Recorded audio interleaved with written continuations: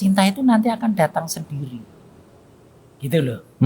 Nah, ada juga orang yang karena kepribadiannya, karena karakteristik dari orang tersebut menganggap cinta itu sesuatu yang agung, sesuatu yang gitu loh. Iya. Sehingga ketika itu hilang, itu seperti lose everything. Ya, di dalam cinta itu ada prinsip. Ada beberapa yang prinsip, aku itu cinta banget, saya itu cinta banget sama dia. Tapi ada satu hal yang membuat saya tidak bisa.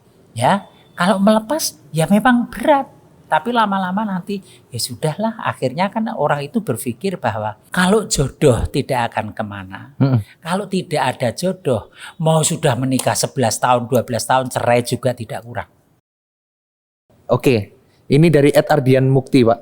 Kasih nasihat soal move on. Ya. Soal move on. Move on mungkin bisa, kayaknya ini konteksnya pasangan ya, Pak? Pasangan Ya. lagi ya? Jadi biasanya orang yang susah move on itu karena terlalu mendambakan sesuatu yang hilang tadi. Terlalu cinta. Nah, tadi Kembali lagi. ada kaitannya dengan tadi. Ya. Nah, sehingga dia itu masih terbawa oleh masa lalu. Ya, terokupasi dengan masa lalunya. Setiap mau move on, dia lalu ingat, apa iya ya? Apa ada orang sebaik dia ya? Nah, itu loh. Apa ada orang yang bisa mengerti saya seperti dia? Ya nggak ada dong orang yang sama. Ya kan kembar identik saja. Tidak sama kok kelakuannya, perangainya, ya, bahkan IQ-nya. Apalagi dengan orang yang sangat berbeda. Iya.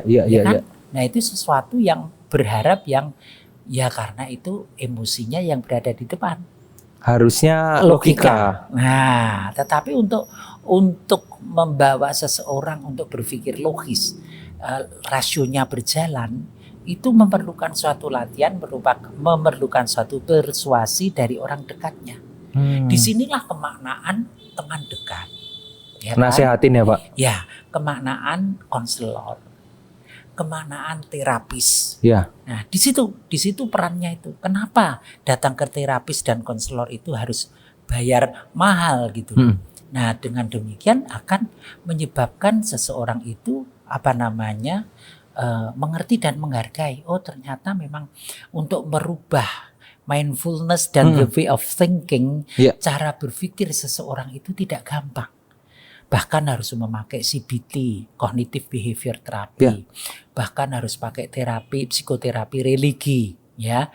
Misalnya atau dengan transaksional dan sebagainya. Dengan mulur mungkret misalnya. Nah, ini salah satunya seperti itu, Firman. Ya. Oke, terima kasih, Pak. Kita lanjut ke pertanyaan berikutnya. Oke, ini ada pertanyaan dari @aini_raira. Dokter Istar, bagaimana caranya melepaskan orang dengan ikhlas, tapi masih satu kerjaan dan sering ketemu? Ini masih ada kaitannya dengan pertanyaan sebelumnya, Pak. Ya, jadi gini, kalau toh cinta banget, ya, cinta itu tidak harus memiliki. Di dalam cinta itu ada prinsip. Ada beberapa yang prinsip aku itu cinta banget, saya itu cinta banget sama dia. Tapi ada satu hal yang membuat saya tidak bisa. Nah, misalnya bagi saya tinggal dengan orang tua itu adalah suatu hal yang harus. Tapi bagi calon pasangan saya ternyata saya tidak mau kalau untuk tinggal dengan orang tua. Iya. Nah, ini sama-sama berpegang prinsip kan. Nah, mestinya kan dicari jalan keluar. Kontrak yang paling dekat dengan rumah. Tidak serumah tapi masih bisa look after, masih bisa merawat. Nah, itu. Nah, itu kan kalau orang mau solusi. Tapi ya mungkin prinsipnya itu sangat esensial, sangat penting bagi pasangan itu sehingga menyebabkan pasangan itu no. Kalau ini sampai dilanggar bagi saya lebih baik kita berteman saja. Ya, kalau melepas ya memang berat. Tapi lama-lama nanti ya sudahlah, akhirnya kan orang itu berpikir bahwa kalau jodoh tidak akan kemana. Kalau tidak ada jodoh, mau sudah menikah 11 tahun, 12 tahun, cerai juga tidak kurang. Udah gitu aja kan finally. Nah, cinta tak harus memiliki itu. Nah, itu kan.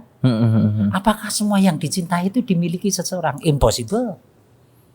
Apakah semua perkawinan itu hasil dari orang yang atau menikah dengan orang yang dicintai?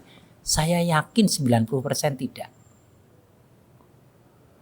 Ya? Iya. Tidaklah. Oke, Pak. Itu. Berarti ini saya nitip pertanyaan saya pribadi, lanjutan nggak apa-apa ya Pak? Yeah. Masih nyambung itu.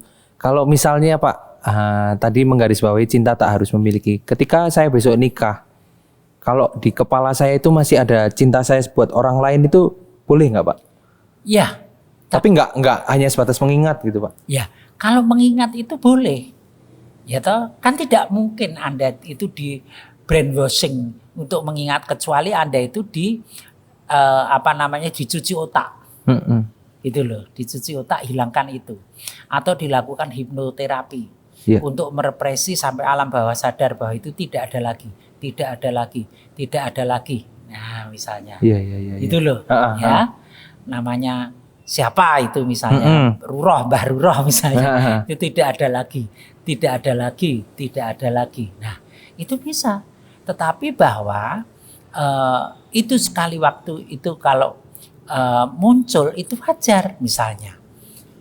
Tidak hanya laki-laki, perempuan pun ketika dia disakiti oleh pasangannya, mungkin akan mengingat kebaikan pasangannya yang dulu kalau dia pernah punya. Nah, berarti itu pembandingkan itu adalah karakter manusia. Tapi kalau membandingkan pasangan yang sekarang sama yang dulu nggak boleh dong Pak?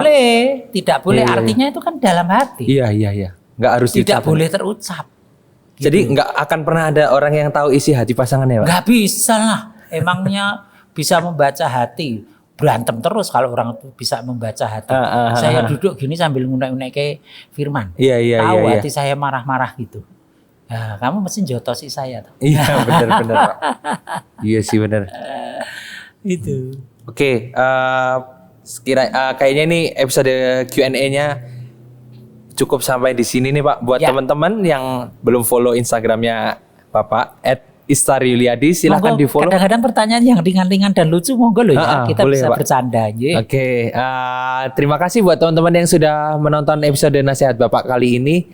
Semoga manfaatnya semakin besar ya Pak, dan semoga bisa memberikan ekstra lebih ya Pak, karena episode Nasihat Bapak ini yang paling ditunggu gitu Pak. Kita udah lama nggak muncul tuh, yang DM yang masuk tuh banyak Pak. Kemarin sampai kita scroll yang DM tuh 2 Pak. Enggak bercanda. ada banyak banget nih Pak.